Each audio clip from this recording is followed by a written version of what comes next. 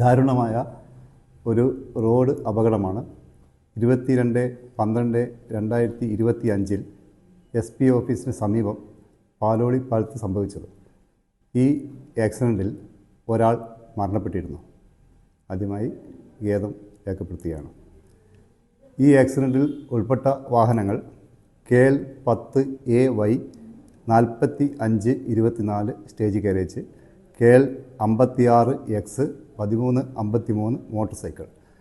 ഈ ഓഫീസിലെ motor vehicle inspector Shri Vatsaraj TPയുടെ അന്വേഷണത്തിൽ KL 10AY 4524 ബസ് ഓടിച്ച ശ്രീ ജോമോൻ തോമസ് കുറ്റക്കാരനാണെന്ന് റിപ്പോർട്ട് ചെയ്തതിൻ്റെ അടിസ്ഥാനത്തിൽ അദ്ദേഹത്തിൻ്റെ ഡ്രൈവിംഗ് ലൈസൻസ് 1 വർഷത്തേക്ക് സസ്പെൻഡ് ചെയ്തിരിക്കുകയാണ്. കൂടാതെ അദ്ദേഹം 5 ദിവസത്തെ റോഡ് സുരക്ഷാ ക്ലാസ് IDTR എടപ്പാളിൽ നടക്കുന്ന റോഡ് സുരക്ഷാ ക്ലാസ്സിൽ പങ്കെടുക്കേണ്ടതാണ്. കൂടാതെ ബസ്സിൻ്റെ മുൻവശം ക്യാമറ പ്രവർത്തിക്കുന്നില്ല എന്ന് റിപ്പോർട്ട് ചെയ്തിട്ടുണ്ട്.